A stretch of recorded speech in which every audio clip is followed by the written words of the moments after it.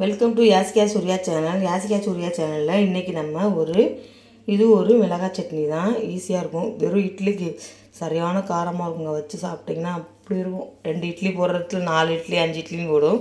அந்த மாதிரி நான் அதுக்கு தேவையான பொருட்கள் இது ஒரு அரை மணி நேரத்துக்கு முன்னாடி சுடுதண்ணியில் இது ஒரு 4 மிளகா ஊற போட்டு வச்சுருக்கேன். ஒரு சின்ன வெங்காயம் ஒரு 10 வச்சுருக்கேன்.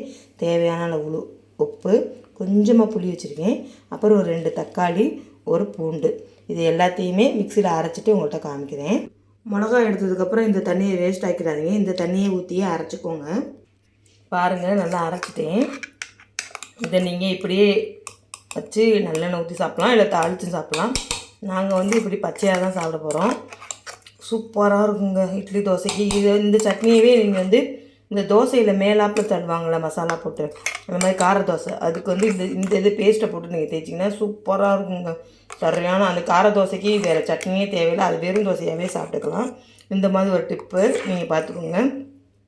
என்னோடய சேனலில் நிறைய வீடியோ போட்டிருக்கேன். 1 பாட் ரெசிப்ஸ்லாம் போட்டிருக்கேன். மயோனோஸு, ஃப்ரெஞ்சு ஃப்ரை நிறையா போட்டிருக்கேன். என்னோடய சேனலை லைக் பண்ணுங்கள், ஷேர் பண்ணுங்கள், கமெண்ட் பண்ணுங்கள், சப்ஸ்கிரைப் பண்ணுங்கள். தேங்க்யூ, பாய். பாருங்கள், நான் வேறு பவுலில் மாற்றிட்டேன்.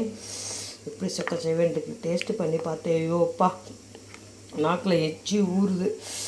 பயங்கரமான காரம் இருந்தாலும் இது நீங்கள் எவ்வளோக்கு எவ்வளோ காரம் சேர்க்குறீங்களோ அவ்வளோக்கு எவ்வளோ நல்லெண்ணெய் விட்டு சாப்பிடுங்க. செம்மையாக இருக்கும். இது சைடிஷாக தான்ப்பா வச்சுக்கணும். ரொம்ப இதையே ஊற்றி சாப்பிட்றாதீங்க. தேங்காய் சட்னி வச்சு மலுன்னு சாம்பார் வச்சு இந்த மாதிரி சட்னி வச்சிங்கன்னா கொஞ்சம் ஆப்டாக இருக்கும். இதே மாதிரி நீங்கள் வச்சு பார்த்துட்டு சொல்லுங்கள்.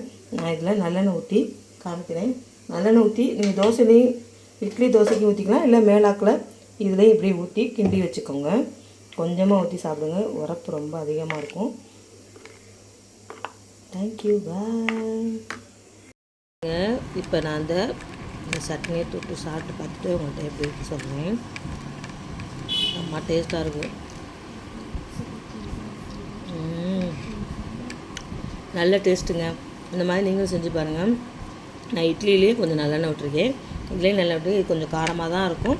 நல்லெண்ணெய் நிறையா விட்டு சாப்பிடுங்க. பாய்.